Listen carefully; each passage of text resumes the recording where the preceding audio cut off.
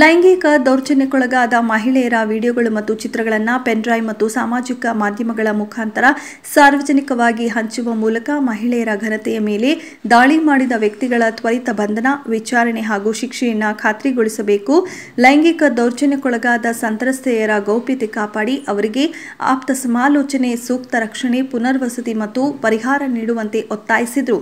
ಪ್ರಜ್ವಲ್ ರೇವಣ್ಣ ಇಂತಹ ನೀಚ ಕೃತ್ಯದಲ್ಲಿ ಭಾಗಿಯಾಗಿರುವ ಕುರಿತು ಈ ಮೊದಲೇ ತಿಳಿದಿದ್ದರೂ ಕೂಡ 2024ರ ಲೋಕಸಭಾ ಚುನಾವಣೆಯಲ್ಲಿ ಆತನನ್ನೇ ಮತ್ತೆ ಹಾಸನ ಕ್ಷೇತ್ರದ ಅಭ್ಯರ್ಥಿಯನ್ನಾಗಿಸಿ ಚುನಾವಣೆ ನಡೆಸಿದ ಬಿಜೆಪಿ ಮತ್ತು ಜೆಡಿಎಸ್ ಪಕ್ಷದ ರಾಷ್ಟ್ರೀಯ ಮತ್ತು ರಾಜ್ಯ ನಾಯಕರ ನಡೆ ತೀವ್ರ ಖಂಡನೀಯವಾದದ್ದು.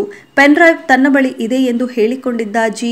ದೇವರಾಜೇಗೌಡ ಮತ್ತು ಪ್ರಜ್ವಲ್ ರೇವಣ್ಣ ಕಾರಿನ ಮಾಜಿ ಚಾಲಕ ಕಾರ್ತಿಕ್ ಇಬ್ಬರನ್ನ ಬಂಧಿಸಿ ವಿಚಾರಣೆಗೆ ಒಳಪಡಿಸಿ ಮತ್ತಷ್ಟು ಅಶ್ಲೀಲ ವಿಡಿಯೋಗಳು ಮತ್ತು ಅಶ್ಲೀಲ ಚಿತ್ರಗಳು ಹಂಚಿಕೆಯಾಗದಂತೆ ತಡೆಯುವುದರಲ್ಲಿ ಚುನಾವಣಾ ಆಯೋಗ ಮತ್ತು ಪೊಲೀಸ್ ಇಲಾಖೆಯು ಸಂಪೂರ್ಣ ವಿಫಲವಾಗಿದೆ ಎಂದರು.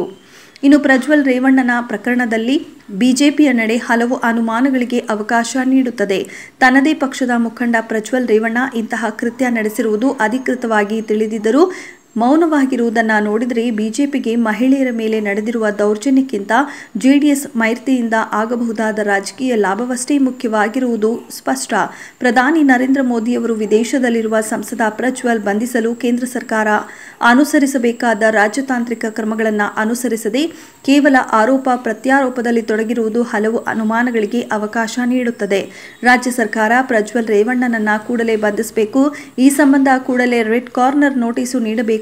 ಕೇಂದ್ರ ಸರ್ಕಾರ ಪ್ರಜ್ವಲ್ ರೇವಣ್ಣರ ರಾಜತಾಂತ್ರಿಕ ವೀಸಾವನ್ನ ಕೂಡಲೇ ರದ್ದುಪಡಿಸಿ ಆತ ಜಗತ್ತಿನ ಯಾವುದೇ ದೇಶದಲ್ಲಿದ್ದು ಅಂತಾರಾಷ್ಟ್ರೀಯ ಪೊಲೀಸರ ಸಹಾಯ ಪಡೆದು ಆತನನ್ನು ಕೂಡಲೇ ಬಂಧಿಸಲು ರಾಜ್ಯ ಸರ್ಕಾರಕ್ಕೆ ಸಹಾಯ ನೀಡಬೇಕು. ಸಂತ್ರಸ್ತ ಮಹಿಳೆಯರ ಲೈಂಗಿಕ ವಿಡಿಯೋಗಳು ಮತ್ತು ಚಿತ್ರಗಳನ್ನು ಸಾರ್ವಜನಿಕರಿಗೆ ಪೆನ್ಡ್ರೈವ್, ಸಾಮಾಜಿಕ ಮಾಧ್ಯಮ ಮತ್ತಿತರ ಸಾಧನಗಳ ಮುಖಾಂತರ ಸಾರ್ವಜನಿಕವಾಗಿ ಹಂಚಲು ಸಂಚು ನಡೆಸಿದ ಈ ಸಾರ್ವಜನಿಕವಾಗಿ ಹಂಚಿದ ವ್ಯಕ್ತಿಗಳನ್ನು ಕೂಡಲೇ ಬಂಧಿಸಬೇಕು. ಅವರ ಮೇಲೆ ಕಠಿಣ ಕಾನೂನು ಪ್ರಕರಣ ದಾಖಲಿಸಬೇಕು. ಈ ಪ್ರಕರಣಕ್ಕೆ ಸಂಬಂಧಿಸಿದಂತೆ FSIL ವರದಿಯನ್ನ ಆದಷ್ಟು ಬೇಗ ಬಿಡುಗಡೆ ಮಾಡಬೇಕು ಎಂದು ಒತ್ತಾಯಿಸಿದರು.